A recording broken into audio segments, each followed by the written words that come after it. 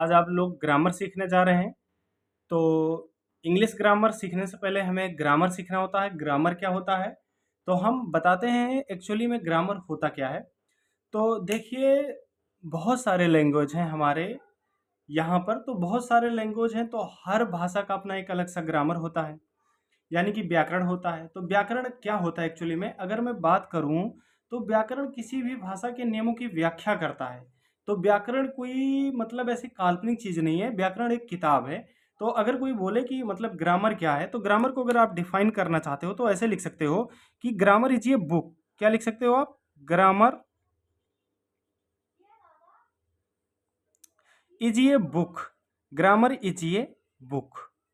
Grammar is a book. Grammar एक किताब है। हु मतलब जो। describe describe grammar is a book who describe the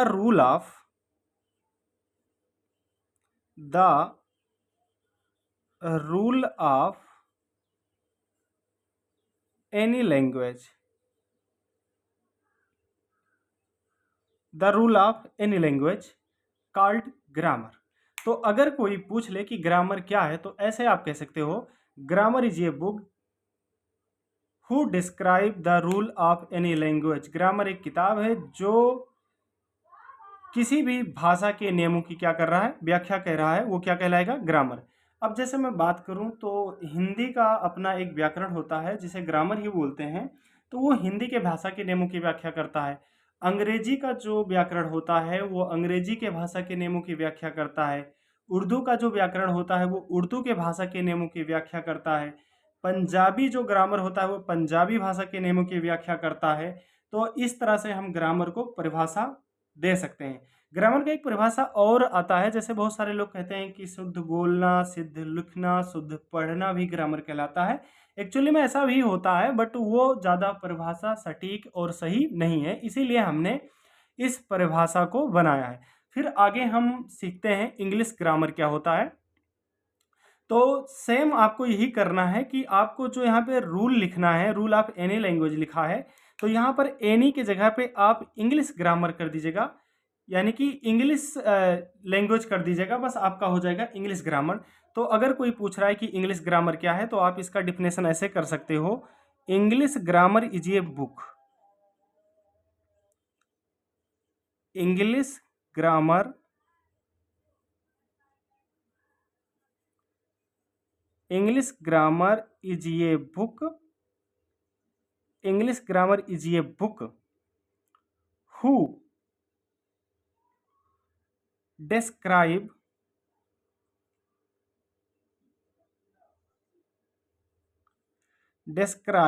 the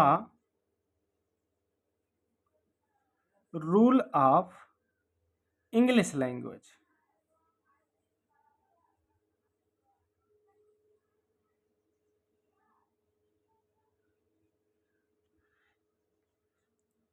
Who describe the rule of English language called English grammar।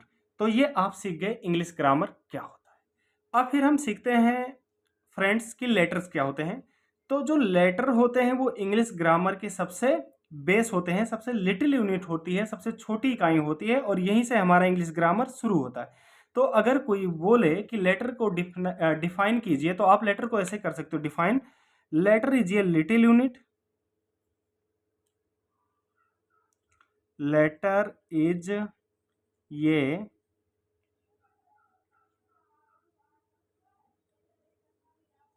letter is a little unit of letter is a little unit of English language।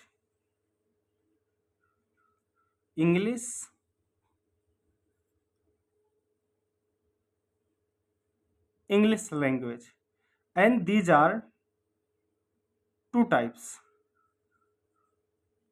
and these are two types, first are vowel and second are consonants. Vowel are 5: A, E, I, O, U, and consonants are 21: B, C, D, F, G, H, J, K, L, M, N, P, Q, R, S, T, U, W, X, Y, Z। आप देखें, ये हमारे जो letter होते हैं वो 2 types होते हैं, एक होता है वॉवेल और एक होता है कॉन्सोनेंट। तो इस तरीके से आप वॉवेल सीखे एंड कॉन्सोनेंट सीखे, फिर आगे हम इसी में डिफेंड करेंगे। देखिए देखिए 3 चीज़ हमको सुनने को मिल जाता है, एक हमारा लेटर और दूसरा हमारा स्पेलिंग और तीसरा हमारा अल्फ़ाबेट। तीनों में अंतर क्या है? तो एक्चुअली में अगर मैं बात करूं तो लेटर हमारे जो होते हैं वो मिक्स्ड मतलब होते हैं। जो लेटर हमारे होते हैं वो एक्चुअली में जो लेटर हमारे होते हैं और स्पेलिंग यानी कि जो लेटर हमारे होते हैं वो कोई भी आप बोलिएगा A B C D E, ये सब क्या हो जाएंगे, एफ जी एच, ये सब हमारे लेटर हो जाएंगे। और अगर कोई बोल रहा है कि स्पेलिंग बताइए, तो स्पेलिंग जो हमारा होता है जैसे CAT cat, DOG dog, LION lion, तो ये हमारा स्पेलिंग हो गया। और अगर मैं अल्फ़ाबेट की बात करूं तो अल्फ़ाबेट जो होते हैं वो हमारे सीक्वेंस में होते हैं। जैसे अगर मैं बात करूं तो ABCDEFGKLMNOPQRSTUV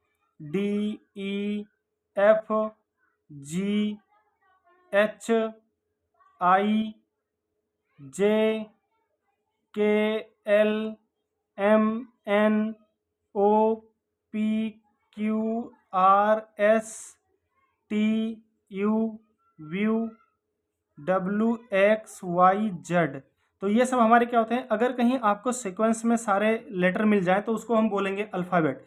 अगर सीक्वेंस से सारे लेटर अगर हमें मिल जाए तो उसे बोलेंगे अल्फ़ाबेट। और अगर कहीं किसी वर्ड का मीनिंग या हम अगर बताना हो हमें, यानी कि स्पेलिंग बताना हो हमें, तो उसे हम कहते हैं स्पेलिंग।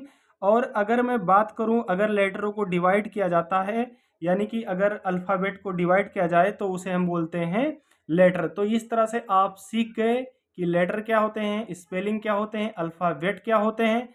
तो हम आगे बढ़ते हैं।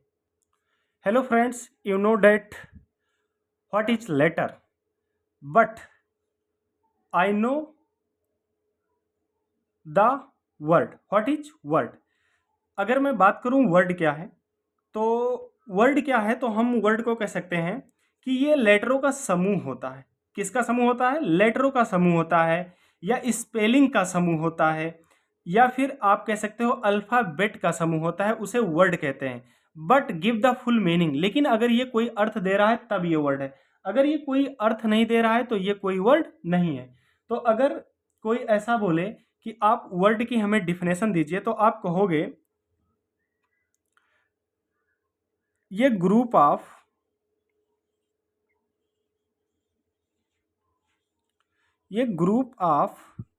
Letter,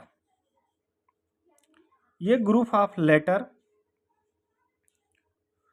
who give the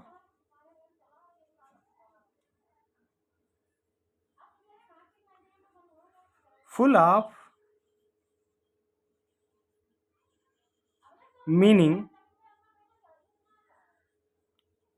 called word. Okay, अगर कोई पूछ ले वर्ड का डिफिनेशन क्या होता है, तो आप बताएंगे ये group of letter who give the full of meaning called letter. और यानी कि इसको जब हिंदी में डिफाइन किया जाएगा तो इसे कहते हैं ये ग्रुप ऑफ लेटर, यानी कि वर्णों के समूह। हु मतलब जो, give the full of meaning जो पूर्ण अर्थ दे, कॉल्ड वर्ड, यही क्या कहलाते हैं, हमारे शब्द कहलाते हैं। अगर मैं एग्जाम्पल की बात करूं तो एग्जाम्पल में जैसे मैं बोलूं crow, C plus R plus O plus W, तो जब मैं इनको जोड़ूं CROW तो ये बन जाएगा CROW क्रो, और क्रो मतलब होता है कौवा। तो ये हमारा क्या हुआ, एक सीक्वेंस में वर्ड है जिसका मतलब होता है कौवा, CROW क्रो, क्रो का मतलब होता है कौवा और इसका एक अर्थ है। तो मैं देखूं यहाँ पे C एक लेटर है, R एक लेटर है, O एक लेटर है, W एक लेटर है, और जब इन सब लेटरों को जोड़ा गया तो एक वर्ड बन गया जिसको बोलते हैं क्रो, और इसका मतलब होता है कौवा। अगर मैं फिर बात करूं आगे, जैसे एलिफेंट, ELEPHANT,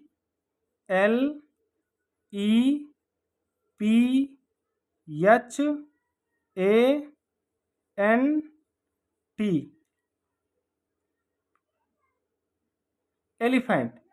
अब ये हमारा सब क्या है, अलग अलग लेटर है, ये सब हमारे क्या है, अलग अलग लेटर है। और जब मैं इसको जोड़ूंगा तो क्या हमारे बन जाएंगे, ELEPHANT, एलिफेंट। एलिफेंट मतलब क्या होता है, हाथी। तो ये हमारा वर्ड है। अगर मैं ये बात करूं, जैसे मान लिया इसी को वर्ड को, अगर मैं जैसे यही इसी वर्ड को अगर मैं ऐसे ना लिख करके इसको ऐसे लिख दूं, वो WRC, तो इसका कोई अर्थ नहीं निकल रहा है, इसका मतलब ये मीनिंगलेस है, तो ये हमारा क्या हो जाएगा, ये वर्ड हमारा नहीं होगा। अगर मैं इसी को ऐसे लिख दूं, TNAHEPLE, तो इसका कोई अर्थ नहीं निकलेगा, तो ये हमारा वर्ड नहीं है। जो वर्ड हमारा हुआ ये हुआ। अगर उसका कोई मीनिंग निकल रहा है तो वो हमारा वर्ड है, अगर उसका मीनिंग नहीं निकल रहा है तो वो हमारा वर्ड नहीं होगा। ओके मित्रों, तो ये आप सीखे। अब हम आगे चल रहे हैं। अब वर्ड के बाद में आता है हमारा सेंटेंस। सेंटेंस क्या होता है, अगर सेंटेंस के बारे में आपको सीखना है तो आपको रिलेट करके देखना होगा कि हम सबसे पहले आपको ग्रामर बताए, फिर आपको इंग्लिश ग्रामर बताए। इंग्लिश ग्रामर में जो सबसे लिटिल यूनिट है वो है लेटर, मैंने उसको बताया। फिर लेटर को हमने डिवाइड किया और उसमें स्पेलिंग और अल्फ़ाबेट बताए। फिर आपको हमने वर्ड बताया। और आज फिर मैं अब इसी टाइम आपको बताने जा रहा हूँ सेंटेंस क्या है। तो देखिए, जैसे हम लेटर को जोड़ के वर्ड बनाते थे, ऐसे हम वर्ड को जोड़ के सेंटेंस बनाएंगे। बट इसमें एक कंडीशन रहेगा, जैसे वर्ड में था कि इसका फुल मीनिंग होना चाहिए, तो सेंटेंस में भी जब वर्ड को हम ऐड करेंगे तो इसका भी फुल मीनिंग होना चाहिए। तो सेंटेंस किसे कहते हैं, तो ये ग्रुप ऑफ वर्ड, ये ग्रुप ऑफ वर्ड, ये group of word who give the full of meaning called sentence। ये group of word who give the full of meaning called sentence. Okay, example के लिए अगर मैं बताऊं तो इसमें वर्ड लूं, जैसे मैंने लिया date plus is plus A plus cat और फुल स्टॉप। तो इसको जब मैं लिखूंगा तो ऐसे लिख सकता हूं, डेट इज ए कैट, वह एक बिल्ली है। क्या, वह एक बिल्ली है। तो यहाँ पर मैंने देखा कि ये सब सार्थक अर्थ हैं, तो ये हमारा सेंटेंस है। अगर मैं इसको ऐसे लिख दूं, ये कैट इज डेट, तो इसका कोई अर्थ नहीं निकलता है, तो ये हमारा सेंटेंस नहीं होगा। बट इसका मीनिंग निकलता है, तो ये हमारा सेंटेंस होगा। जैसे मैं दूसरा बोलूं, ही इट्स, ये हमारा क्या है, सेंटेंस है। अगर मैं इसको ऐसे कर दूं, इट्स ही, तो इसका कोई मतलब नहीं निकलता है, इसीलिए ये हमारा सेंटेंस नहीं होगा और ये हमारा सेंटेंस हो गया। उसके बाद में हमारा आता है पैराग्राफ। पैराग्राफ में अगली वीडियो में बताऊंगा। जब तक के लिए जय हिंद, जय भारत मित्रों। अगर आप ऐसे ही नॉलेज और लेना चाहते हैं तो आप हमारे सफ़र विद कुमेश यूट्यूब चैनल से ज़रूर जुड़ें और मैं आपको इंग्लिश में यहाँ पर संपूर्ण ग्रामर कराने वाला हूँ। अगर आप बिल्कुल ज़ीरो से सीखना चाहते हैं तो आप यहाँ पर सीखिए और मैं यहाँ पे ग्रामर आपको ज़ीरो लेवल से लेकर के और पूरा एकदम इंटर लेवल का ग्रामर ख़त्म करेंगे। तो फिर मिलते हैं अगले वीडियो में, जब तक के लिए जय हिंद, जय भारत।